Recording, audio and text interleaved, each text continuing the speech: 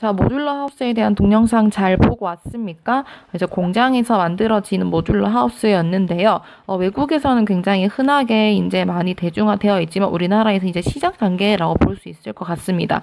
자, 이어서 161종의 패시브 하우스에 대해서 한번 보도록 하겠습니다. 자, 패시브는 영어로 쓰면은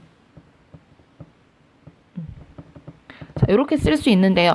뜻으로는 간접적인이라는 뜻이 되겠습니다. 이게 반대로는 액티브, 그러니까 적극적인의 반대말이 되겠는데요. 이 적극적이다라는 말의 반대인 간접적이다 또는 소극적이다라는 말은 어떤 뜻이냐면 에너지 소비가 많은 직접적인 설비의 사용을 줄이고 간접적인 방법으로 거주자에게 열에 대한 쾌적함을 줄 수 있는 건물을 얘기를 합니다.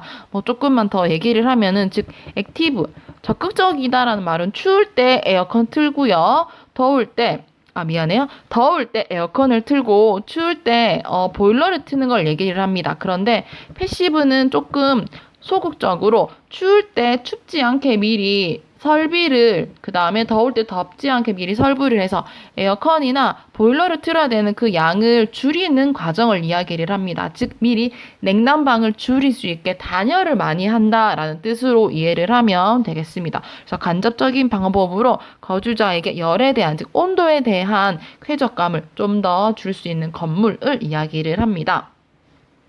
자, 예를 들어 여기 옥상 정원인데요. 여기는 지금 지붕 위에 이렇게 풀들을 심어 놓았죠. 이 풀들이 지붕 위에 있음으로 해서 햇빛이 바로 직사광선으로 내리 들어와서 여름에 집안의 열기가 올라가는 것을 막아줍니다. 그렇게 되면 에어컨을 덜 쓰게 되겠죠. 즉 에어컨을 쓰는다는 직접적인 설비가 줄어들게 되고요. 간접적인 방법으로 좀 시원하게 지낼 수 있는 게 패시브 하우스라고 보면 되겠습니다. 자, 이 패시브 하우스에는 그래서 에어컨 대신에 보일러 대신에 집안의 온도를 조절할 수 있는 여러 가지 기술들이 들어가게 되는데요. 굉장히 많습니다. 첫 번째 에너지 재생 기술, 자연 채광 및 차양, 조명 제어, 고효율 제어, 자연 환기, 빗물 재활용, 옥상 정원 등등이 있는데요. 요즘에는 이런 기술들이 정보통신과 함께 이제 융합되어서 적용을 됩니다. 그러면서 이제 인간이 조절하지 않고 이 센서 등을 통해서 정보통신이 알아서 조절을 해서 훨씬 더 스스로 즉 자동으로 이런 에너지 효율이 높아지게, 좋아지게 발휘하는 시스템이 가능해집니다. 특히나 이거는 조명의 부분에서, 그 다음에, 재생에너지 부분이라든지 이제 직접적으로 전기를 사용하는 부분에 있어서 전기를 덜 쓸 수 있는 방법을 이 정보통신 기술이 적용된다라고 보면 되겠습니다. 자, 이 중에서 제일 중요한 건 사실은 패시브 하우스에서 지하열 교환기라는 건데 이거에 대해서 먼저 한번 간단하게 설명을 해보도록 하겠습니다. 자, 우선은 여름에 더울 때 뜨거운 공기가 바로 들어오게 되면 집안의 공기가 높아지게 되고요. 겨울에 또 추울 때 바깥에 차가운 공기가 집안으로 들어오게 되면은 또 집안이 추워져서 냉난방을 많이 할 수밖에 없습니다. 그래서 바깥의 기온이 실내의 기온 또는 사람이 쾌적하게 살 수 있는 기온과 비슷하게 해서 집 안으로 공기를 들여보는 건데요. 그게 바로 지하열 교환기가 되겠습니다.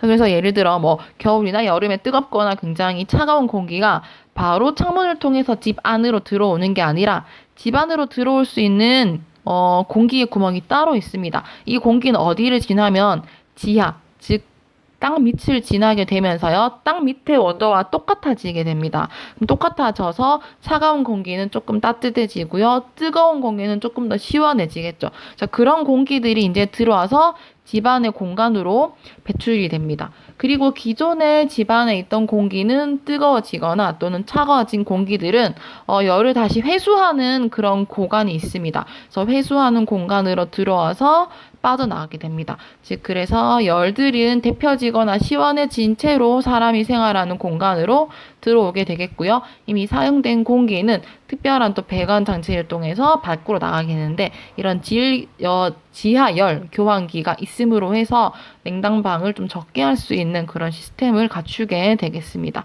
자, 그 외에 어떤 것들이 또 있냐면 태양광 전지판, 즉 에너지 사용을 적극적으로 하지 않긴 하지만 에너지 자체는 필요할 테니까 친환경 에너지를 사용하는 전지판을 설치를 하고요.